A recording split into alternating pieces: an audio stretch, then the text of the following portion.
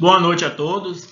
A nossa equipe ela é composta por Ednardo Zuba, Diogo Bernardo, Josafá Queiroz, Matheus Branques, Marcos Mota e Yuli Bicalho. O tema do nosso trabalho é o keynesianismo. O fundador do keynesianismo foi John Maynard Keynes. Economista e empresário britânico, Keynes nasceu em 5 de junho de 1883, na cidade de Cambridge. Diante do desemprego em massa que assolava a economia capitalista, Keynes afastou-se da economia ortodoxa, representada pela Lei de Say, lei segundo a qual não poderia ocorrer a escassez do poder de compra no sistema econômico. Passou então a analisar a necessidade da intervenção do Estado no mercado, gerando dessa forma demanda para garantir os níveis elevados de emprego. O keynesianismo, ou escola keynesiana, é uma doutrina político-econômica que defende o Estado como um agente ativo contra a recessão e a alta no desemprego. Por exigir um governo maior como decisor na economia de um país, o keynesianismo gerou uma oposição ao liberalismo, ideia que defende um Estado menor possível. Vamos ver agora como funciona a teoria keynesiana. Antes do surgimento dessa teoria, muito se discutia sobre o que fazer durante uma recessão. No início do século XX, o pensamento dominante ainda era da economia clássica, onde a economia devia se recuperar sozinha em períodos de crise, conhecido pelo princípio de laissez-faire. Durante essa época, o economista britânico John Keynes tentava perceber o porquê os trabalhadores do país perdiam seus empregos durante uma crise, mesmo se aceitassem receber menos em troca da manutenção dos mesmos. Com a quebra da Bolsa de Nova York em 1929, o mundo todo entra em uma grave crise, onde Keynes é um dos primeiros economistas a perceber que o livre mercado não conseguiria resolver aquele problema. No geral, os preços dos produtos e serviços caem com a crise, mas os salários não, aumentando o desemprego. A solução para Keynes seria em voltar a expandir a economia por meio de novas despesas do governo, o que possibilitaria a criação de empregos. Com isso, o Estado passaria a ter um papel ativo, alcançando o chamado pleno emprego, cenário onde existe apenas um certo emprego natural fora do estado de crise. As ideias da teoria keynesiana surgiram ao mesmo tempo em que o governo dos Estados Unidos faria o plano New Deal, aumentando os gastos públicos para a recuperação após a crise de 1929.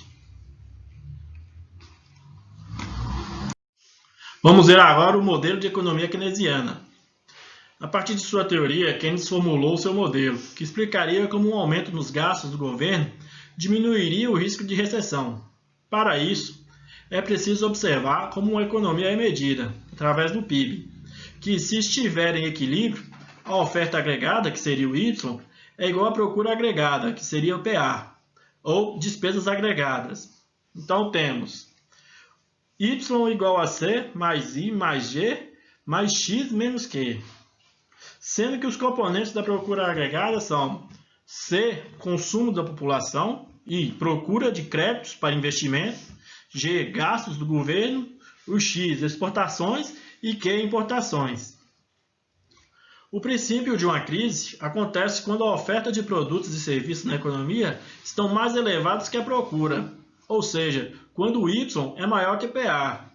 Na fórmula acima, quando isso acontece, as empresas conseguem vender menos e acumulam estoques. Segundo o modelo de Keynes, o governo deveria aumentar as despesas na fórmula em G, sendo um agente ativo na economia, enquanto outros estão em redução.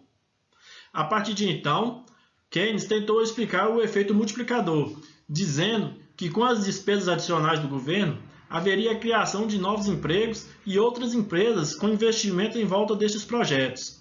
Isso geraria novamente um aumento na procura agregada. Essa teoria revolucionária mudou o modo de pensar dentro da economia, na forma agregada, com a chamada macroeconomia.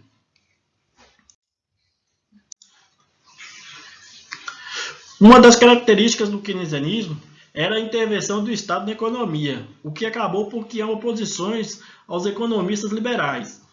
As ideias de Keynes e de seus seguidores avançaram, principalmente após a Segunda Guerra Mundial, em que vários países passaram a adotar sistemas políticos com mais intervenções. A criação de empresas estatais e de empregos públicos, numa tentativa de não sofrerem as consequências de uma próxima grande crise. Porém, com a volta das grandes crises nos anos 70 e 80, o keynesianismo começou a ser questionado, criando uma abertura para o liberalismo.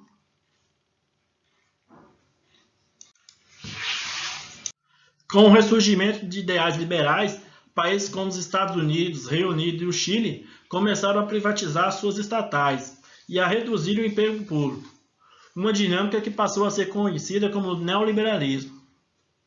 Uma das maiores críticas ao keynesianismo era sobre o aumento da dívida pública dos países, devido ao financiamento de suas obras, utilizando o dinheiro dos impostos. Além da dívida pública, a intervenção do governo na tentativa de diminuir o desemprego faz com que os preços subam, ou seja, ocorre um aumento de inflação e a redução do poder de compra dos trabalhadores.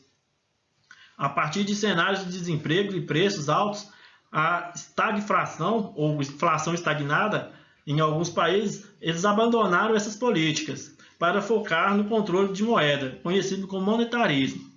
Ainda assim, até hoje, as ideias keynesianas estão ativas e possuem grande destaque pelo desenvolvimento que proporcionaram ao estudo da economia.